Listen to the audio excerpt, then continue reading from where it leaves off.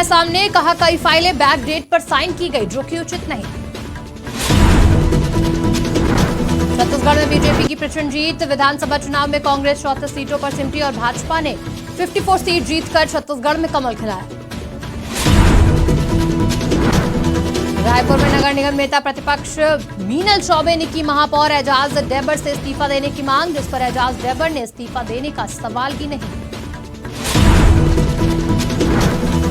रायपुर में कांग्रेस की हार को लेकर पीसीसी चीफ दीपक बैज का बयान, दीपक बैज ने कहा हम जनादेश का सम्मान करते हैं।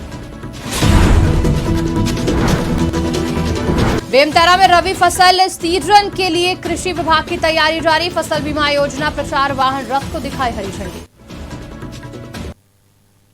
नमस्कार, स्वागत है आपका आज की खबर में। मैं हूं आपके साथ रागिनी सिंह राठौर। रुक करते हैं छत्तीसगढ़ की बड़ी खबरों का। पूर्व मुख्यमंत्री रमन सिंह का एक बयान सामने आया है जिसमें बैक डेट में किए जा रहे साइन को लेकर रमन सिंह ने कहा कि प्रशासनिक क्षेत्र से जो जानकारी आ रही है वो चिंताजनक है। 3 तारीख की डेट में कुछ वित्तीय विषय और कुछ अन्य विषयों को लेकर बैक डेट पर साइन कराई जा रही है। काफी सारी फाइलें 3 तारीख के बाद बैक डेट पर साइन की गई हैं जो कि उचित नहीं है।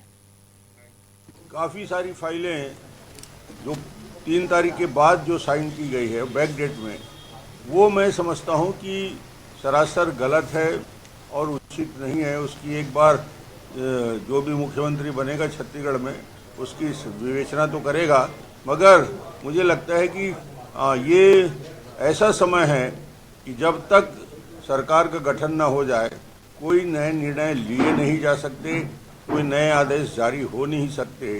और ऐसे काल में वो अधिकारी जो आज भी पुराने जितने भी किए हुए काम हैं उसको सही साबित करने में लगे हुए हैं, उनको मैं स्पष्ट चेतावनी दिया था कि ऐसी गड़बड़ी करना बंद अब तो करो।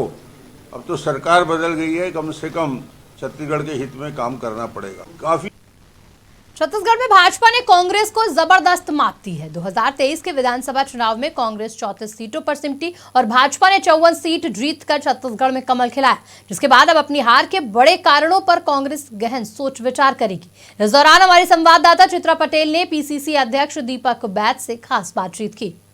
छत्तीसगढ़ 2023 की विधानसभा में कांग्रेस पार्टी ने करारी हार का सामना करना पड़ा। आप लोगों ने 5 साल छत्तीसगढ़िया को लेकर आगे बढ़े, आखिर हार के पीछे कारण क्या है? देखिए, हमें 2018 में सरकार चलाने का जनादेश मिला और 18 से 22 तक हमारी सरकार चली। मुख्यमंत्री भूपेश बघेल के नेतृत्व में चला, बेहतर चला, अच्छा चला।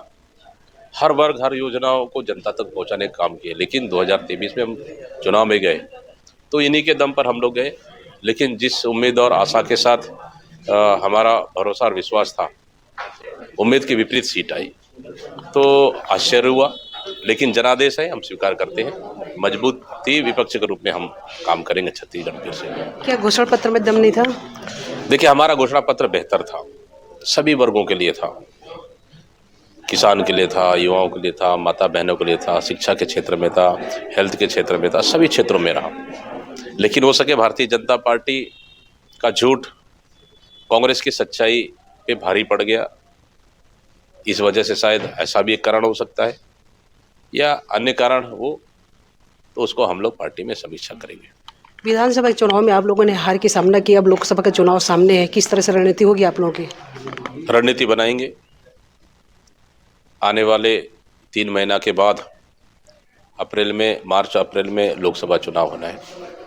उसके लिए हम लोग नई रणनीति के साथ, नए ताकत के साथ, नई ऊर्जा के साथ हम काम करेंगे और देश में सरकार बने, इसके लिए हम लोग पूरी ताकत के साथ हम लोग काम करेंगे। भारतीय जनता पार्टी ने छत्तीसगढ़ में जीत हासिल की, लेकिन फेस अभी तक क्लियर नहीं है। 3 दिनों से मंथन चल रही है, क्या कहेंगे इसके बारे में? देखिए, इसके बारे में मुझे कुछ ज़्यादा कहना नहीं है। ये तो उनको निर्णय करना है और उनको फैसला करना है। जो भी फैसला करे, इसमें हमको कोई दिक्कत नहीं। 3 दिनों से भारतीय जनता पार्टी छत्तीसगढ़ में बुलडोजर की नीति पर चल रही है। इस नीति को क्या ये कितना सही मानते हैं? देखिए, अब कौन से अमीर या कौन से बड़े आदमी पे बुलडोजर चला रहे हैं? बुलडोजर तो वो गरीब, एक ठेला, एक मजदूर, एक गुमटी वाले के ऊपर चला रहे हैं और सोच रहे हैं हम बुलडोजर चला रहे हैं। देखिए, छत्तीसगढ़ में गरीब और मजदूर पे बुलडोजर चलाने की आवश्यकता नहीं है। छत्तीसगढ़ में बुलडोजर की राजनीति नहीं, विकास की राजनीति बात करना चाहिए। क्या कांग्रेस हाथ से हाथ जोड़ो यात्रा फिर से शुरू करेगी? देखिए, कांग्रेस कौन सा यात्रा शुरू करेगी, क्या करना चाहिए, इसके लिए हम लोग पार्टी के अंदर हमारे आलाकमान और तमाम वरिष्ठ नेताओं से चर्चा करने के बाद आगे की रणनीति हम अपनाएंगे। छत्तीसगढ़ में अब आप लोग विपक्ष में हैं, अब आप लोगों की क्या नीति होगी? छत्तीसगढ़ में सरकार की नाकामियों को लेकर हम लगातार सड़क से लेकर विधानसभा तक उठाएंगे और जनता के बीच में जाएंगे और उम्मीद करते हैं कि भारतीय जनता पार्टी ने जो वादा किए उन वादा को पूरा करे और जनता को लाभ पहुंचाए। और कांग्रेस पार्टी लगातार सरकार की नीतियों के खिलाफ में लगातार विरोध करेगी। हार का जिम्मा लेते हैं आप? सामूहिक नेतृत्व में चुनाव लड़े, कलेक्टिव लीडरशिप में चुनाव लड़े। तो ये थे रायपुर नगर निगम नेता प्रतिपक्ष मीनल चौबे ने महापौर एजाज डेबर से इस्तीफा देने की मांग की है, जिस पर महापौर डेबर का बयान सामने आया। डेबर ने कहा, नतीजे जैसे चाहते थे वैसे नतीजे नहीं आए, इस पर इस्तीफा देने का सवाल ही नहीं उठता। हम 1 साल और रन करेंगे। कुछ नियम और कानून और कुछ संविधान है, हर आदमी साथ में है, कुछ बीजेपी वाले भी हमारे साथ में है। उन्होंने कहा कि जब मतदान होगा तब हम आपका साथ देंगे। इस्तीफे की मांग तो की गई है नैतिकता के आधार पे। मुझे नहीं लगता कि रायपुर नगर निगम और हमारे चुनाव के कोई इसमें वो हैं। हमारी एक अलग संस्था है जो आदमी के जन्म से लेकर मरण तक के काम करती है। अब ये जरूर है कि नतीजे हम जैसे चाहते थे वैसे नतीजे यहाँ पर इस रायपुर की चारों सीटों पे नहीं आए, और जो आए वो विपरीत आए। और जहाँ तक इस्तीफे की बात है तो इस्तीफा तो सवाल ही पैदा नहीं होता देने का। हम लोग अभी 1 साल और रन करेंगे। दूसरी बात, उन सबको पता है कि अगर अविश्वास प्रस्ताव आता है तो उसके कुछ नियम, उसके कुछ कानून, उसमें कुछ नियमावली, उसके कुछ अलग अपने संविधान है। उस संविधान का वो पालन करें, उसके बाद फिर वो लोग बात करें अविश्वास प्रस्ताव की। मुझे तो अभी ऐसा लगा कि जैसे मीडिया ने ऐसा बताया कि एजाज डेबर से 5 आदमी इधर वो चले गए, इधर ये आ गए।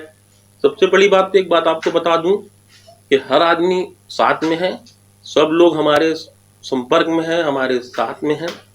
अब कांग्रेस वाले ऐसे बहुत सारे लोग हैं जो उनके संपर्क में है। आप लोग के हवाले से ऐसी खबर आई, अरे भैया कौन है वो बता दो। हाँ, ये जरूर है, मैं यहाँ दावे से बोल सकता हूँ कि बीजेपी वाले 1-2 मेरे संपर्क में हैं, जो मेरे से संपर्क कर रहे हैं कि हम जब वोटिंग होगी तो हम आपका साथ देंगे। तो उस बात को भी आप लोग बताओ कि 1-2 बीजेपी वाले भी हमारे साथ हैं। एक बहुत बड़ा मामला,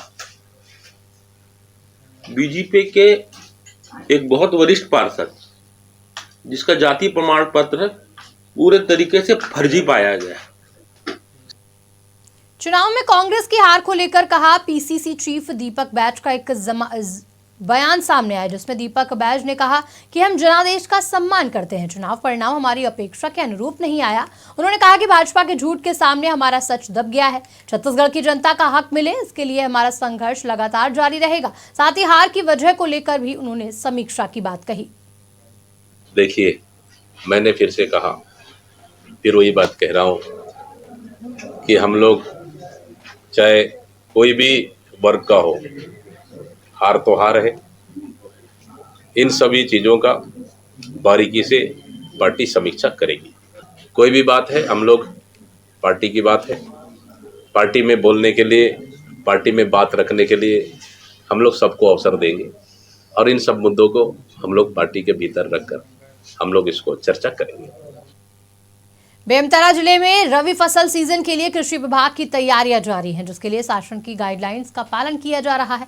जहां जिले के बेमेतरा कलेक्टर ने आज कलेक्ट्रेट परिसर में प्रधानमंत्री फसल बीमा योजना प्रचार वाहन रथ को हरी झंडी दिखाकर प्रचार वाहन को रवाना किया। वहीं कृषि उप संचालक ने कहा कि फसल बीमा की दूसरी सीजन के लिए गाइडलाइन जारी हुई है, जिसके सघन प्रचार प्रसार के लिए कलेक्टर ने फसल बीमा वाहन रथ को हरी झंडी दिखाकर रवाना किया है। शासन से फसल बीमा योजना अंतर्गत वर्ष 22-23-24 रबी सीजन के लिए नोटिफिकेशन जारी हो चुका है और योजना का सघन प्रचार प्रसार के लिए 3 रथ रवाना किया गया कलेक्टर सर के द्वारा हरी झंडी दिखाकर। ग्रामीण क्षेत्र में गाड़ियां जाएंगी, वहां प्रचार प्रसार किया जाएगा। चक्रवाती तूफान मिचोगा का असर सूरजपुर में भी नजर आ रहा है, जहां बीते कल से आसमान में बादल छाए हुए हैं। वहीं ठंड में भी इजाफा हुआ है। ऐसे में जिले में आज सुबह से रिमझिम बारिश के कारण धान खरीदी केंद्रों में भी चुनौती बनी हुई है। हालांकि तूफान के असर के मद्देनजर खाद्य विभाग धान के बचाव के लिए तैयारी के दावे करते नजर आ रहा है। देखिए, अभी जिले में 54 उपार्जन केंद्र में लगभग हम लोगों ने 92,000 क्विंटल धान का क्रय किया है। और अभी वर्तमान में जो बेमौसम बारिश हो रही है उसके लिए सभी समितियों में हम लोगों ने उनके कैप कवर का पर्याप्त व्यवस्था करने के लिए कहा है। और सभी समितियों में जो धान रखे हुए हैं वहां पे पर्याप्त कैप कवर व्यवस्था है। और पानी को ड्रेन आउट करने के लिए वहां उनको ड्रेनेज अगर नहीं है तो ड्रेनेज भी बनाने के लिए कहा है। तो सभी समितियों में अभी तक की किसी भी समिति से धान के नुकसान होने की कोई खबर नहीं आई है। सभी जगह जो है धान सुरक्षित रखा गया। सूरजपुर में 3 दिन पहले एक युवती की अजली लाश मिलने के मामले में पुलिस को बड़ी सफलता मिली। पुलिस ने हत्या की गुत्थी को सुलझाते हुए आरोपी को गिरफ्तार कर लिया है। बता दें कि आरोपी मृतका का प्रेमी निकला, जिसे पुलिस ने महाराष्ट्र के नागपुर से गिरफ्तार कर लिया है। दरअसल 2 दिसंबर को जनार्दनपुर जंगल में एक युवती की अजली हालत में एक लाश बरामद हुई थी। ऐसे में पुलिस की जांच में हत्या की पुष्टि के बाद मृतका की शिनाख्त लखनपुर की 20 वर्षीय युवती के रूप में हुई है। 2023 को तारा चौकी में एक सूचना आई कि जंगल में एक अजली लाश पड़ी हुई है। सूचना पाकर तत्काल पुलिस के द्वारा मौके पर रवाना हुआ और मामले की गंभीरता को देखते हुए पुलिस अधीक्षक महोदय के द्वारा पुलिस अधिकारियों की टीम नियुक्त करके तत्काल मामले को खुलासा करने का निर्देश दिए गए तथा डॉग स्क्वाड और एफएसएल को भी टीम मौके पर बुलाया गया। और मामले में पता चला कि युवती पास के ही गांव के रहने वाली थी तथा उसका एक युवक के साथ प्रेम संबंध था। फिलहाल बुलेटिन में इतना ही। देश दुनिया की तमाम बड़ी खबरों के लिए देखते रहिए आज की खबर।